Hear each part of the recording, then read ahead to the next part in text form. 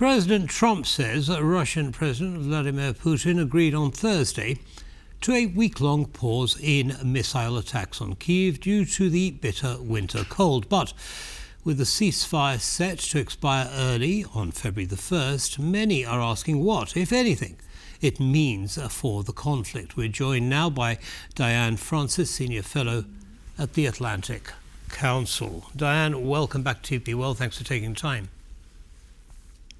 No problem. Much ado about nothing, wasn't it, this promise given to President Trump? Well, Putin is a sociopath and a ruthless player who has been stringing along Trump and everybody else forever. And I think what he did was he promised Trump, so Trump told the world that he obtained an energy ceasefire commitment from Putin for a week because of the cold weather, only to be, stabbed in the back by Putin because they're bombing the heck out of the place again. So, in other words, Putin was testing him to see how gullible he is, and he flunked the test. He was gullible. He fell for it. And Putin didn't mean it. And, if this doesn't upset or enable Trump to finally admit he's been wrong all along about this guy and start to really go after them pressure-wise, nothing will. I mean, this is such a public embarrassment. Embarrassment it may be, but is he likely to do an about-face in terms of his attitude towards Putin? I don't think so. He's playing the game that, he's going to eventually come around or whatever. I don't know what his game is. Some people think it's he's been bribed. I don't think he's been bribed, but I think that he's had a lot of benefits, economic benefits, dangled in front of his team by Russia's team to sort of allow to convince him to play along even longer. But I just don't understand this willingness to be embarrassed and upstaged constantly. That's not like Trump. This is a guy to whom image is number one. He goes around pushing people to give him a Pulitzer Prize he hasn't actually deserved because the committee decided he didn't. And yet he allows himself to be embarrassed by this thug in Moscow.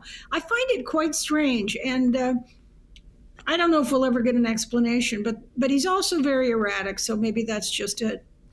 Do we expect Putin to push it further? You said that he said this to test how far he could go with Trump. Well, he's seen, he can go as far as he likes and there won't be any repercussions. Do we expect more of that? Absolutely. He's not going to stop. Not going to stop.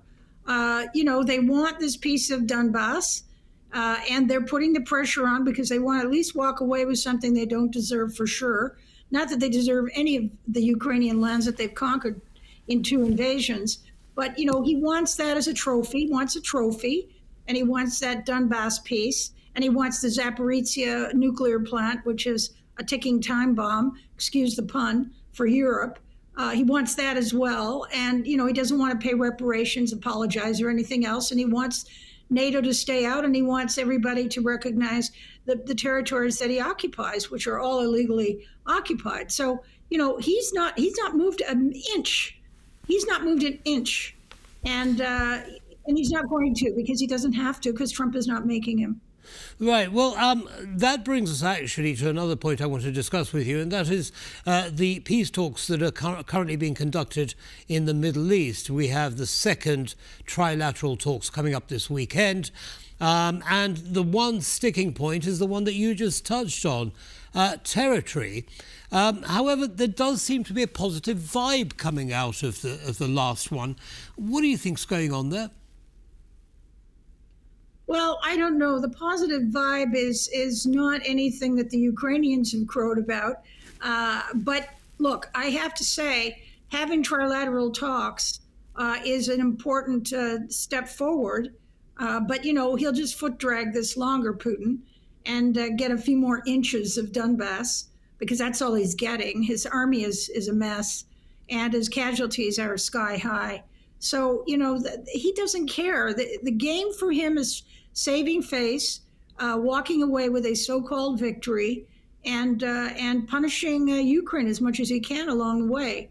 I think it's interesting that Zelensky publicly said very loudly and in a very interesting way that the United States can win this easily if there's a lot of things done, more sanctions, more and continue the weapons and so on, that they could easily win this. Now that also introduces a challenge to Trump, and it may be psychologically somewhat helpful in saying that you've got to come away with a little something here, and maybe you cut Donbass in half, or maybe you don't let them have it and get something else. I don't know, but it's you're negotiating with a sociopath.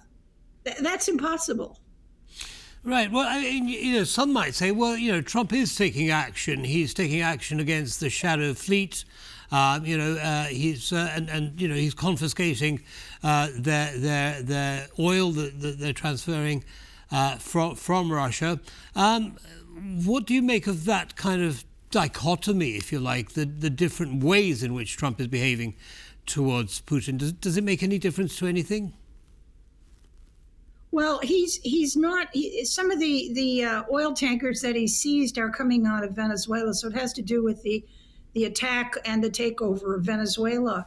I think the Europeans are really behind the eight ball because they haven't. Look, most of the oil tankers out of Russia come down the Baltic or the Black Sea coastlines, which are European waters, and they should be not seizing or blowing up these oil tankers, but actually forcing them into port and holding them, because we've got to stop the cash flow that is financing the war. So Europe has fallen down on this, and so has the Americans as far as the oil fleet. Now the Americans have another weapon, and that is to go after put huge tariffs on the customers of Russian oil, and they haven't done that yet, but that is something that is hanging over their heads, but Russia doesn't seem to be worried about it, and that would affect India and China. Right. Well, now the other perspective that has been put forward is that Putin is kind of saying what he needs to get Trump off his back in the short term, because he thinks Trump's attention is going to be diverted towards Iran. He's sending what Trump has called an armada of ships to that region. Do you place any weight by that theory?